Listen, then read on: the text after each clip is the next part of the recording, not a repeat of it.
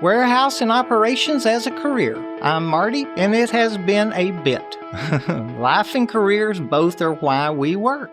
Over the last 7 months, well, off and on longer than that, I guess, referring to my lack of weekly episodes, a lot has changed in both life and careers for a lot within our manufacturing, production, and distribution industries. Today, I'd like to talk about just a few of the areas that I'd like to understand a bit more regarding how we're handling them as managers and employees. Hence, today's title, Our Part. Let's start off with a safety thought.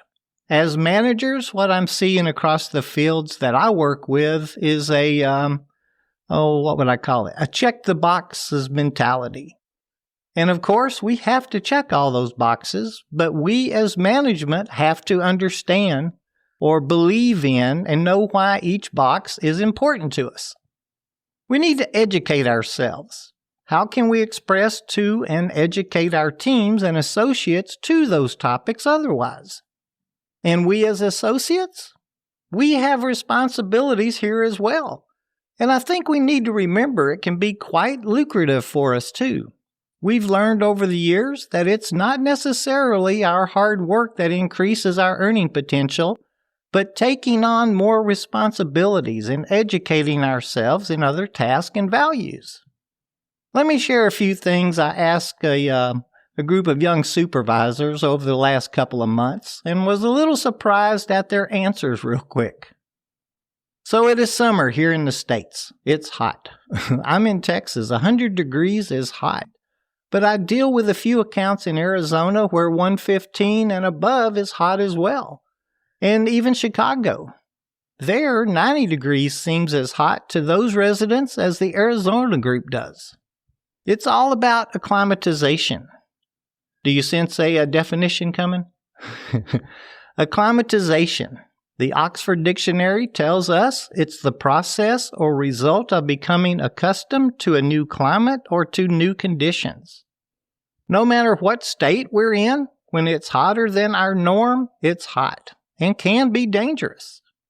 Several states have issued standards regarding employers' responsibilities to their employees in creating and explaining heat illness guidelines and prevention policies. We all talk about heat stress around this time of the year, and it's a typical topic for our daily startup meetings. You know, saying something like stay hydrated, it states the point, of course.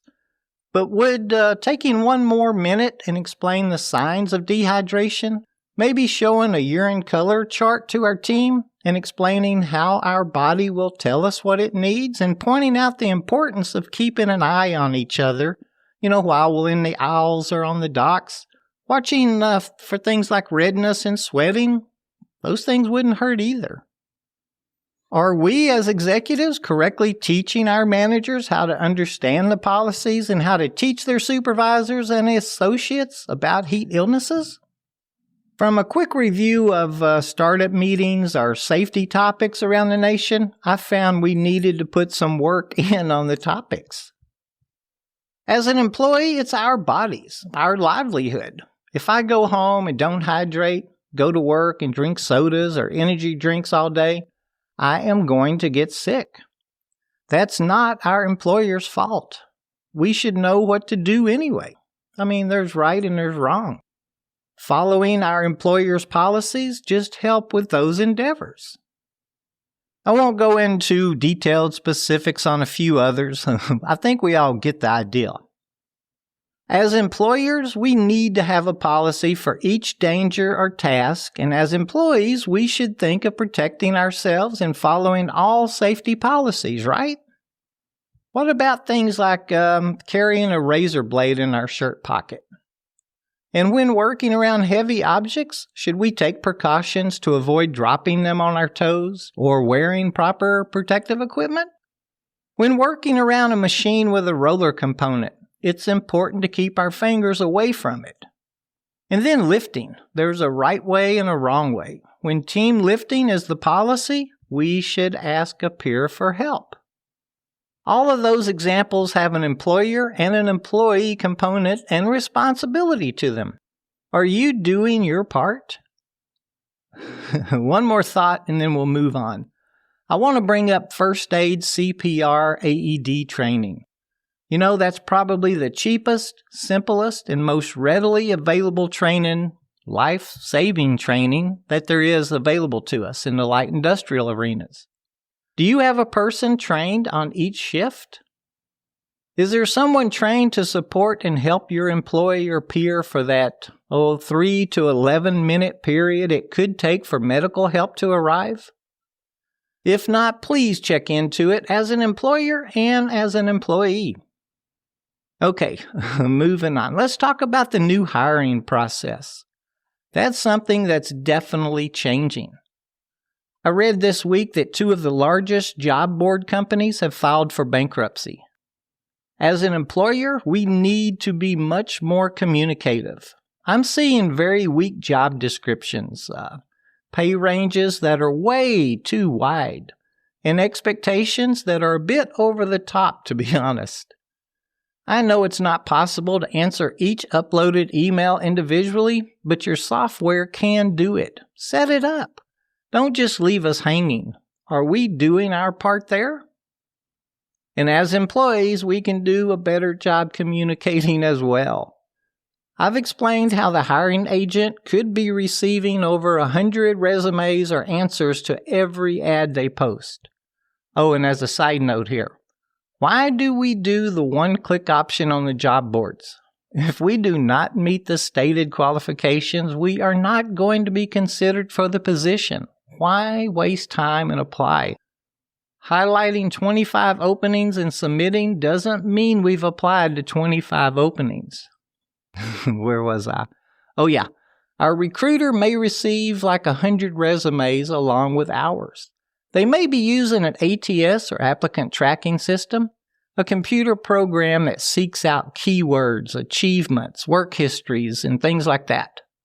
As an employee, we need to adjust our resume to the position that we are applying for. And remember, our social media, it's going to be looked at. Right or wrong, it is. If it's locked or shows a bunch of partying, we could miss an opportunity. And let's be sure to treat the interview, both the phone and the face-to-face, like it's the difference in getting the job or not getting the job. What other opinions do I have to share today? Let me look at my list here. Oh, and this is a passionate one for me. Employers and managers, we need to be respectful of every position and each associate. If you're having turnover, it could be because of you. Either it's a bad hire, which could mean the associate's experiences doesn't match the task, or the hours weren't a good fit for their life needs or lifestyle, or they weren't trained properly, or maybe they didn't feel welcomed. And as an employee, let's make sure we're honest with those listed experiences and the hours and schedules that we're going to be committing to. Just thinking, well, if I can see someone do it, I can learn it. Or maybe the boss will let me leave an hour early to go to my other job, just isn't going to work. So again, here I'll ask, did we do our part? Okay, enough opinions for one day. Thanks for checking out episode 321, and I hope you'll join us again next week. I've been asked about career opportunities, and could I put together another series on the positions and career opportunities within the supply chain? I think that'd be fun, and I'll get to work on that. If you have any other topic suggestions or comments, shoot us an email over to host@warehouseandoperationsasacareer.com, and I will get back to you. Y'all be safe out there. We have people counting on us.